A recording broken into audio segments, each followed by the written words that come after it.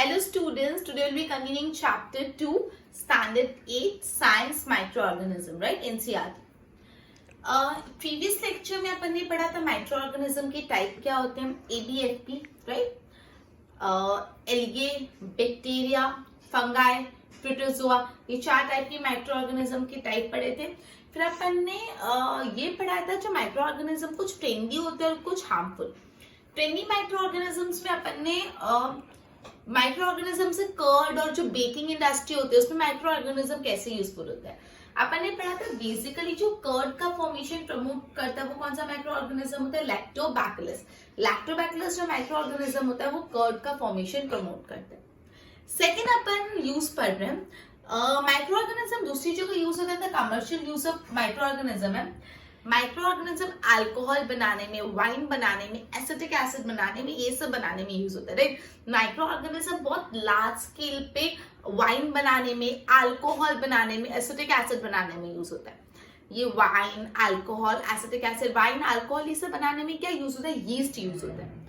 ये जो वाइन और अल्कोहल बनाने में क्या यूज होता है, यीस्ट यूज होता है। और यीस्ट लार्ज स्केल पे ग्रो होता है नेचुरल शुगर पे, जो बार्ले होता है, राइस होता है, व्हीट, उसमें जो नेचुरल शुगर होता है ना उससे अपन को यीस्ट मिलता है। अब इसको समझने के बाद एक्टिविटी करेंगे, उससे पहले वापस क्लैरिफाई करवाना चाहती हूँ मैंने क्या बोला। मैंने आपको ये बोला वाइन, एसिटिक एसिड, अल्कोहल ये सब बनाने के लिए भी माइक्रो ऑर्गेनिज्म यूज होता है। जो यीस्ट होता है वो बहुत ज्यादा यूज होता है in the production of the wine और अल्कोहल बनाने के लिए। बेसिकली क्या यूज होता है, यीस्ट यूज होता है। और ये यीस्ट अपन को नेचुरल शुगर से मिलता है, जो नेचुरल शुगर बार्ले, राइस इन सब में प्रेजेंट, राइट? अब अपन एक एक्टिविटी करने वाले हैं। उस एक्टिविटी में अपन को 500 मिलीलीटर का एक बीकर लेना है, उसमें 3/4 पानी डालना है। 500 मिलीलीटर का एक बीकर लो और उस बीकर में 3/4 जितना पानी ऐड कर लो। 2-3 चम्मच उसमें शुगर डालो। एक बीकर लिया, बीकर को 3/4 पानी से भर दिया, उसमें 2-3 चम्मच शुगर ऐड किए। शुगर ऐड करने के बाद आधा चम्मच यीस्ट पाउडर डाल दो। मतलब मैंने बीकर लिया, बीकर में पानी डाला, उसमें शुगर डाला, उसमें क्या डाला, यीस्ट पाउडर, और थोड़े टाइम तक उसको keep it covered in a warm place, cover करके थोड़ी वार्म प्लेस में छोड़ दो। उसके बाद थोड़े टाइम बाद 4-5 घंटे बाद आप उसको स्मेल करके देखो। वापस एक्टिविटी समझा रही हूँ। अपन को बेसिकली एक बीकर लेना है, 500 मिलीलीटर का बीकर, उसमें 3/4 पानी भर दो पहले, फिर उसमें आप 2-3 चम्मच शुगर ऐड करो। शुगर ऐड करने के बाद उसमें आप आधा चम्मच आधा चम्मच यीस्ट पाउडर ऐड करो। फिर उसको कवर करके अनडिस्टर्ब रहने दो।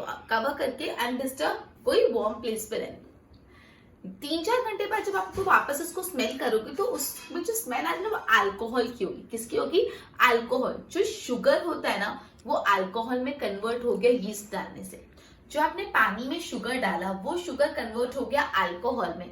कैसे वो शुगर अल्कोहल में कन्वर्ट हुआ, यीस्ट पाउडर डालने से। वापस आपने जब वो बीकर को अनडिस्टर्ब छोड़ दिया, 3-4 घंटे बाद जब आप स्मेल कर रहे हो तो आपको उसमें अल्कोहल की स्मेल आएगी, बिकॉज जो शुगर था वो अल्कोहल में कन्वर्ट हो गया by the action of yeast. Yeast के कारण शुगर अल्कोहल में कन्वर्ट हो गया। और ये जो प्रोसेस है of conversion of sugar into alcohol, जो शुगर अल्कोहल में कन्वर्ट हो जाता है, इस पूरे प्रोसेस को फर्मेंटेशन बोला जाता है। क्या बोला जाता है, फर्मेंटेशन। ये जो प्रोसेस है जिसमें शुगर अल्कोहल में कन्वर्ट हो जाता है उस पूरे प्रोसेस को बोला जाता है फर्मेंटेशन। और ये फर्मेंटेशन का जो प्रोसेस है बेसिकली लुइस पास्चर ने डिस्कवर किया था 1857 में। लुइस पास्चर ने फर्मेंटेशन का प्रोसेस डिस्कवर किया था 1857, राइट? एक और बार यहाँ पे ध्यान दो, अपन यहाँ पे ये पढ़ रहे हैं जो माइक्रो ऑर्गेनिज्म है वाइन बनाने के लिए, अल्कोहल बनाने के लिए, एसिटिक एसिड ये सब बनाने के लिए यूज होता है। बेसिकली जो यीस्ट होता है, यीस्ट पाउडर यूज किया जाता है वाइन और अल्कोहल बनाने के लिए।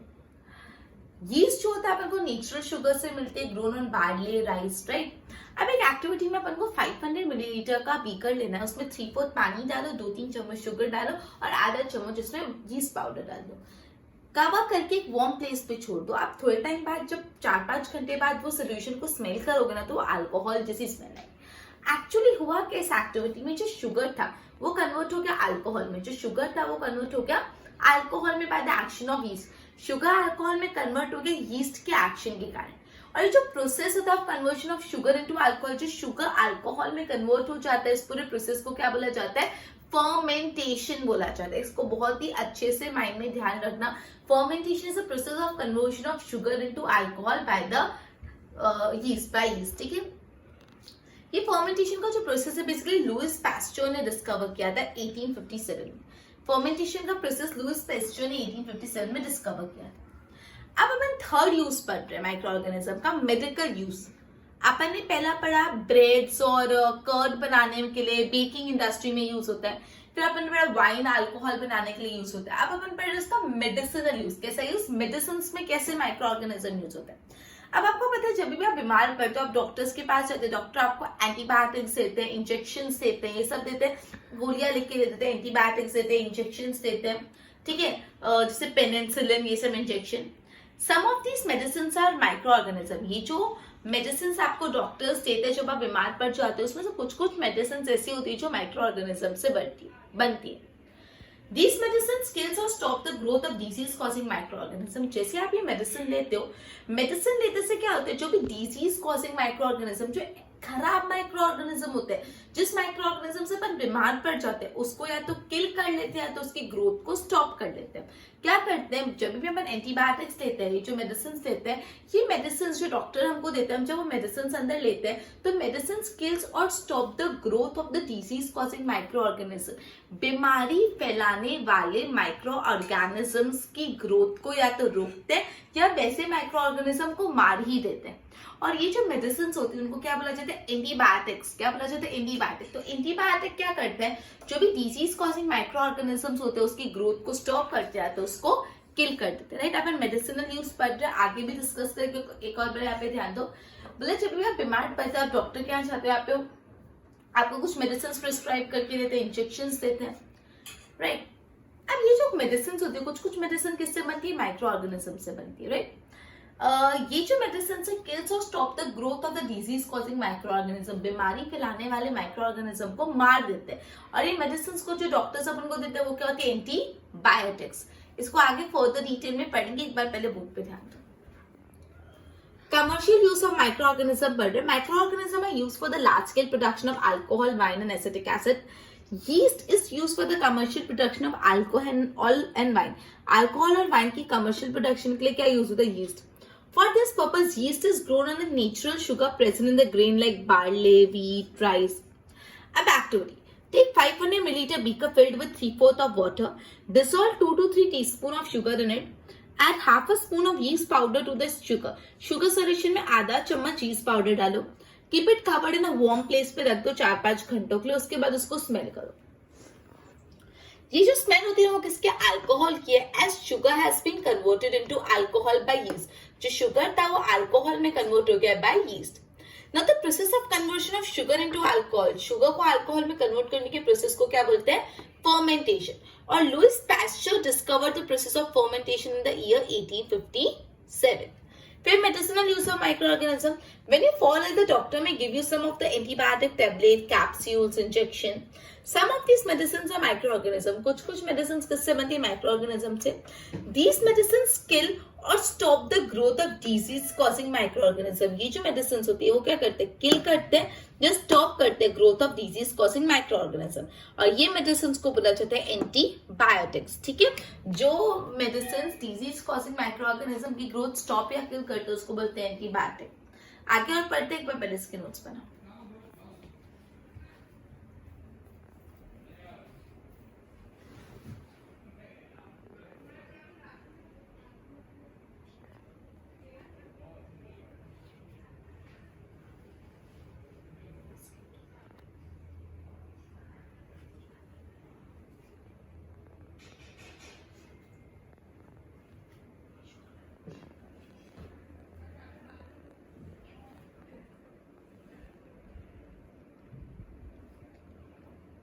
अपन ने ये पढ़ा जो भी मेडिसिन होती है जो डिजीज कॉजिंग माइक्रो ऑर्गेनिज्म की ग्रोथ को रोकती है, उनको मारती है, उनको एंटीबायोटिक्स बोलते हैं। आजकल काफी एंटीबायोटिक्स बनते हैं by using fungi and bacteria. आजकल फंगाई और बैक्टीरिया की मदद से काफी सारे एंटीबायोटिक्स बनते हैं।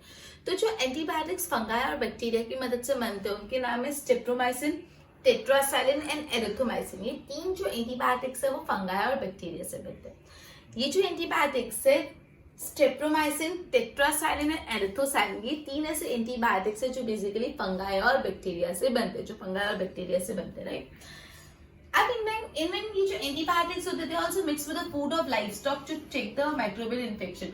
जो भी पोल्ट्री होता है, जो भी लाइफ स्टॉक होता है, उनके फूड के साथ ये फंगाई, ये एंटीबायोटिक्स को डाला जाता है और देखा जाता है कहीं वो माइक्रोबियल को इन्फेक्शन से तो सफर नहीं कर रहे, राइट।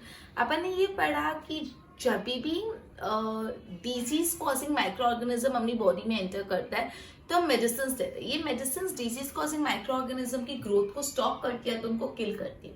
और ये जो मेडिसिन होती है उनको बोलती है एंटीबायोटिक्स, राइट। अब एंटीबायोटिक्स फंगाई और बैक्टीरिया से बनती है, मतलब काफी माइक्रो ऑर्गेनिज्म से बनती है, बट मेजर जो दो है फंगाई बैक्टीरिया। स्ट्रेप्टोमाइसिन, टेट्रासाइक्लिन और एरिथ्रोमाइसिन, ये 3 ऐसे एंटीबायोटिक्स है जो फंगाई और बैक्टीरिया से बनता है। और कभी कभी माइक्रो ऑर्गेनिज्म को लाइफ स्टॉक के फीड में भी ऐड किया जाता है to check the microbial infection. अब 1929 में अलेक्जेंडर फ्लेमिंग ने पेनिसिलिन नाम की एक एंटीबायोटिक डिस्कवर की थी। अलेक्जेंडर फ्लेमिंग ने 1929 में एक पेनिसिलिन नाम की एंटीबायोटिक्स डिस्कवर की थी, राइट। अब बेसिकली जो एंटीबायोटिक्स होते हैं, they are not effective against a cold, cough. अब सपोज आपको कोई कफ हो गया, कोल्ड हो गया है, आप डॉक्टर के पास गए, आपको पता है आपको अलग अलग कलर्स की गोली देते हैं, रेड, येलो, ग्रीन, ब्लू, अलग अलग कलर की गोली देते हैं। वो एंटीबायोटिक्स नहीं होती, वो एकदम नॉर्मल दवाइयां होती है। अपन को जब भी कॉमन कोल्ड हो गया, कफ हो गया, फ्लू हो गया, तो अपन को एंटीबायोटिक्स नहीं लेने की, बिकॉज एंटीबायोटिक्स कफ और इन सब के लिए इफेक्टिव नहीं है। क्यों? बिकॉज ये जो कोल्ड, कफ, ये सब किसके कारण होता है? वायरस के कारण होता है। किसके कारण होता है? वायरस के कारण। इसलिए एंटीबायोटिक्स उसके अगेंस्ट इफेक्टिव नहीं। जब ये कोल्ड, कफ ऐसी डिजीज होती है तो अपन को क्या देते हैं डॉक्टर्स अपन को रेड, येलो वैसे गोली देते हैं, मतलब वायरल हो गया है। कभी अपन बीमार पड़े तो बोलते वायरल हो गया मतलब वायरस के कारण कफ, कोल्ड हो गया और इसके लिए एंटीबायोटिक्स नहीं दी जाती। तो आपको ऐसे ही पूछ सकते हैं एंटीबायोटिक्स कौन से डिजीज के अगेंस्ट इफेक्टिव नहीं, तो antibiotic is not effective against common cold, cough, because ये सब किससे होता है? By virus. ओके, अब अपन पढ़ने वाले वैक्सीन के बारे में, उससे पहले वापस मैं रिवाइज करा देती हूँ। अपन ने जो पढ़ा, अपन ने ये पढ़ा कि बेसिकली जो एंटीबायोटिक्स होते हैं फंगाई और बैक्टीरिया से बनते हैं। स्ट्रेप्टोमाइसिन, टेट्रासाइक्लिन, एरिथ्रोमाइसिन, ये 3 एंटीबायोटिक्स है जो बेसिकली फंगाई और बैक्टीरिया से बनते हैं, राइट। इनफैक्ट ये जो एंटीबायोटिक्स होते हैं उनको पोल्ट्री के फूड के साथ या लाइफ स्टॉक के फूड के साथ मिक्स भी किया जाता है to check the microbial infection. 1929 में अलेक्जेंडर फ्लेमिंग ने पेनिसिलिन नाम की मेडिसिन डिस्कवर की थी। Antibiotics are not effective against common cold, flu. अगर आपको कोल्ड हो गया, फ्लू हो गया, तो एंटीबायोटिक्स इफेक्टिव नहीं है। क्यों इफेक्टिव नहीं है? बिकॉज ये किससे होते हैं? कॉज बाय वायरस, वो वायरस से होते हैं। अब हम वैक्सीन के बारे में पढ़ते हैं। अब आपको पता है बच्चों को वैक्सीनेशन दिया जाता है, टीका लगाते हैं बच्चों को, बोलते हैं टीका लगा के, जब छोटे बच्चे होते हैं। तो क्यों बच्चों को वैक्सीन दिया जाता है? समझो, when a disease carrying micro organism enter your body. अब अपनी बॉडी में ऐसा माइक्रो ऑर्गेनिज्म है जो साथ में क्या लेके आया? बीमारी लेके आया। मैंने disease causing micro organism enter your body, अपने बॉडी में एक ऐसा माइक्रो ऑर्गेनिज्म आया जो साथ में बीमारी लेके आया। तो जैसे डिजीज कॉजिंग माइक्रो ऑर्गेनिज्म अपने बॉडी में एंटर करता है तो अपनी बॉडी क्या प्रोड्यूस करती है? एंटीबॉडीज प्रोड्यूस करती है। ध्यान रखना, एंटीबायोटिक्स नहीं, एंटीबायोटिक्स तो दवाइयां होती है जो अपन को डिसीज कॉजिंग माइक्रो ऑर्गेनिज्म को मारने में मदद करती है। लेकिन जैसे डिसीज कॉजिंग माइक्रो ऑर्गेनिज्म अपनी बॉडी में आता है तो अपनी बॉडी क्या प्रोड्यूस करती है? Antibodies to fight against the invader. जो खराब माइक्रो ऑर्गेनिज्म अपनी बॉडी में आया उनसे लड़ने के लिए अपनी बॉडी क्या प्रोड्यूस करती है? एंटीबॉडीज प्रोड्यूस करती है, राइट।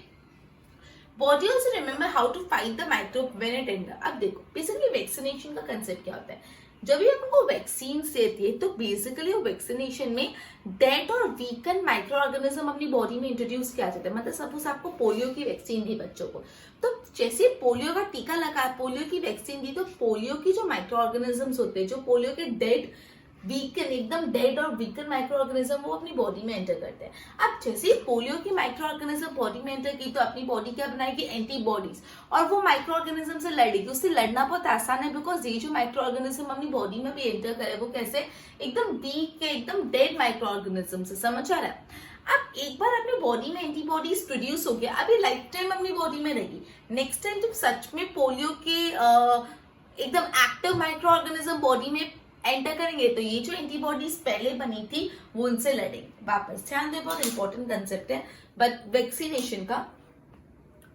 अब बेसिकली सपोज वैक्सीन दी जाती है तो जैसे ही वैक्सीन देते ना तो अपने बॉडी में उस उस बीमारी के माइक्रो ऑर्गेनिज्म एंटर करते हैं, लेकिन वो जो माइक्रो ऑर्गेनिज्म है ना वो एकदम वीक और डेड होते हैं, उनका अपनी बॉडी पे बहुत असर होता नहीं, बहुत वीक होते हैं।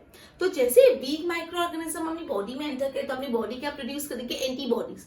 अब अपनी एंटीबॉडी वीक माइक्रो ऑर्गेनिज्म को तो बहुत इजीली हरा देगी, बिकॉज ये एकदम वीक माइक्रो ऑर्गेनिजम्स है।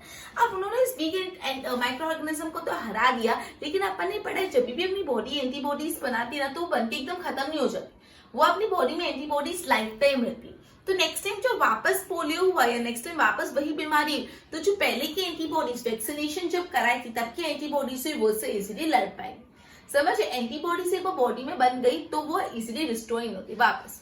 अब वैक्सीन का कंसेप्ट पढ़े, वैक्सीन के कंसेप्ट में बच्चों को वैक्सीन क्यों दी जाती है, जैसे ही अपनी बॉडी में disease causing micro organism enter करते हैं तो अपनी बॉडी क्या प्रोड्यूस करती है, एंटीबॉडीज।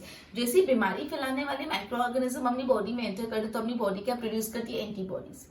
अब वैक्सीनेशन में बेसिकली जब अपन को वैक्सीन दी जाती है तो डेड और वीकन माइक्रो ऑर्गेनिज्म बॉडी में इंट्रोड्यूस करते हैं।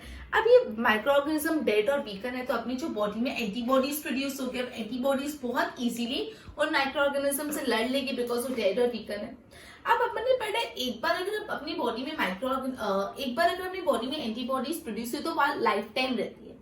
तो नेक्स्ट टाइम जब वापस वही बीमारी हुई, जब वापस माइक्रो ऑर्गेनिज्म बॉडी में एंटर करे तो ये जो एंटीबॉडीज पहले प्रोड्यूस हुई वो उससे लड़ सकते हैं। क्लियर, बोर्ड पे ध्यान दो। These days more antibiotics are produced from fungi and bacteria.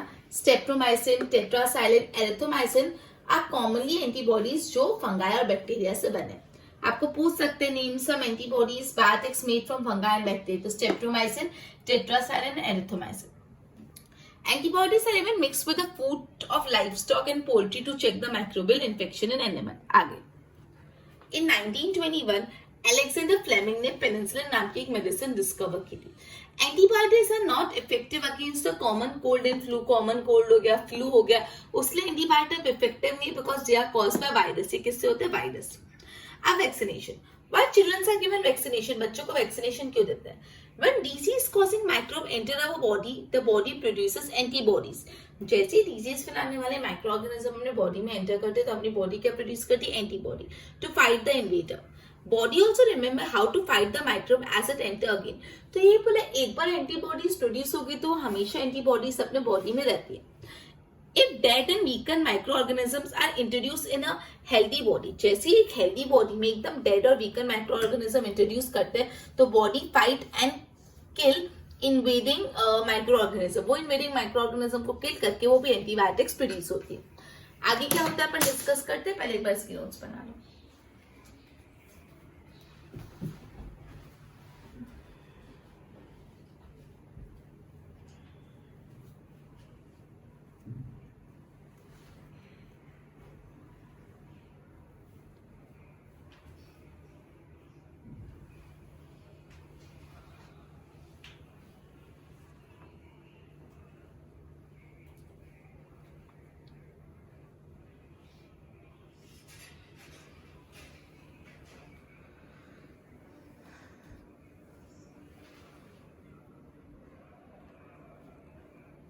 तो जैसे ही ये disease causing micro organism body में एंटर करता है अपनी बॉडी एंटीबॉडीज प्रोड्यूस करती है और ये एंटीबॉडीज जो प्रोड्यूस हुई है वो अपनी बॉडी में लाइफ टाइम रहती है। तो नेक्स्ट टाइम जब सेम माइक्रो ऑर्गेनिज्म बॉडी में एंटर करता है तो ये एंटीबॉडीज लड़ने के लिए तैयार रहती है। ठीक है, several diseases including cholera, tuberculosis, smallpox, hepatitis has been prevented by vaccination। मतलब काफी डिजीज है जिसको हम ट्यूबरकुलोसिस बोल सकते हैं, कॉलेरा, स्मॉल पॉक्स, ये सारी जो डिजीजेस है वो प्रिवेंट हुए बाय द वैक्सीनेशन। वैक्सीनेशन से बहुत सारे डिजीजेस स्प्रेड हो प्रिवेंट हो गया। अब जो एडवर्ड जेनर है, एडवर्ड जेनर ने बेसिकली वैक्सीनेशन डिस्कवर की थी स्मॉल पॉक्स की। एडवर्ड जेनर ने वैक्सीनेशन डिस्कवर की थी small pox in the year 1798। In the year 1798 Edward Jenner ने स्मॉल पॉक्स की वैक्सीनेशन डिस्कवर की थी। It is necessary to give vaccination to children, बच्चों को वैक्सीनेशन देना बहुत जरूरी है, उनको आने वाली आगे बीमारियां नहीं हो उससे प्रिवेंट करने के लिए। अब एक पल्स पोलियो प्रोग्राम है, जो पल्स पोलियो प्रोग्राम प्रमोट किया जाता है कि पोलियो की वैक्सीनेशन देने के लिए। पल्स पोलियो प्रोग्राम, तो आपको पूछ सकते हैं कौन सा प्रोग्राम आता है for the protection of children against polio. बच्चों को पोलियो से बचाने के लिए कौन सा प्रोग्राम है? Pulse polio program, right. तो अपन ने अभी वैक्सीनेशन के बारे में पढ़ा। अपनी वैक्सीनेशन के बारे में ये स्टडी क्या है कि जो भी माइक्रो ऑर्गेनिजम्स अपनी बॉडी में एंटर करते हैं, जैसे वो हार्मफुल माइक्रो ऑर्गेनिज्म बॉडी में एंटर करते हैं तो अपनी बॉडी क्या प्रोड्यूस करती है? एंटीबॉडी। अभी जो एंटीबॉडी अपनी बॉडी में लाइफ टाइम रहती है, तो नेक्स्ट टाइम जब सेम माइक्रो ऑर्गेनिज्म एंटर करे तो अपनी बॉडी लड़ने को तैयार हो। Okay, tuberculosis, small pox, hepatitis, cholera, ये सब रिमूव किया जाता है by the process of vaccination. Edward Jenner ने स्मॉल पॉक्स की वैक्सीनेशन डिस्कवर की थी in the year 1798, right. Pulse polio program basically protection देता है बच्चों को फ्रॉम द पोलियो। ओके, अब आज अपन ने जितना भी करा है उसको सम अप कर लेते हैं। आज अपन ने जो भी माइक्रो ऑर्गेनिज्म है उसके यूजेस में commercial use of micro organism पढ़ा। उसमें अपन ने पढ़ा जो माइक्रो ऑर्गेनिजम्स होता है वो वाइन, बियर, अल्कोहल बनाने के लिए यूज होता है। यीस्ट बेसिकली यूज होता है commercial production of wine and beer, ठीक है, बियर, अल्कोहल और इन सब के लिए, ठीक है। अब अपन एक एक्टिविटी पढ़ी थी जिसमें अपन ने बीकर में वाटर लिया, वाटर में शुगर लिया, शुगर में यीस्ट पाउडर ऐड करके थोड़े टाइम तक छोड़ दिया, फिर उसमें से एक स्मेल आने लगी। ये स्मेल अल्कोहल की थी। जो शुगर था वो अल्कोहल में कन्वर्ट हो गया because of the yeast. Yeast के कारण शुगर अल्कोहल में कन्वर्ट हो गया। और जो process of conversion of sugar into alcohol, sugar जो अल्कोहल में कन्वर्ट हो जाता है, इस प्रोसेस को क्या बोलते हैं? फर्मेंटेशन। ये प्रोसेस को फर्मेंटेशन बोलते हैं, राइट। आपने फर्मेंटेशन के बारे में पढ़ा था। लुइस पैस्चर ने फर्मेंटेशन का प्रोसेस डिस्कवर किया। फिर अपन ने पढ़ा medical use of micro organism, medicinal use of micro organism. Micro organisms जो होते हैं वो बहुत सारी मेडिसिन बनाने में यूज होता है। कभी अपन को बीमार पड़ जाता है, अपन डॉक्टर के यहाँ जाते हैं, डॉक्टर्स अपन को क्या देते हैं? एंटीबायोटिक्स देते हैं। ये जो एंटीबायोटिक्स होती है बेसिकली माइक्रो ऑर्गेनिज्म से बनती है। आजकल फंगाई और बैक्टीरिया से बहुत सारी एंटीबायोटिक्स बन रही है, जैसे स्टेप्टोमाइसिन, टेट्रासाइलिन, एरिथ्रोसाइलिन। ये सारी जो एंटीबायोटिक्स है फंगाई और बैक्टीरिया से बनती है। बेसिकली जो कफ होता है, फ्लू होता है, उसके ट्रीटमेंट के लिए डॉक्टर्स एंटीबायोटिक्स नहीं देते बिकॉज वो वायरल डिजीज हो जाता है, वो डिजीज वायरस से होता है। फिर अपन ने वैक्सीनेशन के बारे में पढ़ा। वैक्सीनेशन का कंसेप्ट अपन ने पढ़ा। जब भी अपन को वैक्सीनेशन बच्चों को देते हैं, तो सपोज पोलियो का वैक्सीनेशन दे रहे हैं, तो वैक्सीनेशन देने से पोलियो की जो डेड माइक्रो ऑर्गेनिज्म है, डेड और वीक माइक्रो ऑर्गेनिज्म बॉडी में एंटर करते हैं। जैसे ही बॉडी में डेड और वीक माइक्रो ऑर्गेनिज्म एंटर करे तो अपनी बॉडी ने एंटीबॉडीज बनाई और उन माइक्रो ऑर्गेनिज्म को हरा दिया। अब एक बार एंटीबॉडीज पोलियो की बन गई तो वो लाइफ टाइम रहेगी। अब नेक्स्ट टाइम कहीं जब अच्छे लाइव माइक्रो ऑर्गेनिज्म भी एंटर होंगे पोलियो के, तो ये एंटीबॉडी उससे लड़के प्रोटेक्ट कर देंगे, ठीक है। ये पूरा अपना लेक्चर था आज का। अपन अपना लेक्चर इधर ही सम अप करता है। एक बार बोर्ड पे ध्यान दो। Bacteria, okay, antibiotics remains in the body and we are protected from the disease causing microorganism forever. Several diseases including cholera, tuberculosis, smallpox and hepatitis can be prevented by vaccination. Edward Jenner discovered the vaccination for smallpox. उन्होंने smallpox की vaccination discover की in the year 1798. It is necessary to give vaccination to children. बच्चों को vaccination देना जरूरी है। Pulse polio program give protection of children against the polio. जो pulse polio program है वो बच्चों को protection देता है from polio. I hope इतना clear हुआ। एक बार इसकी notes बना लो। अपना lecture इधर ही complete होता है। Goodbye everyone.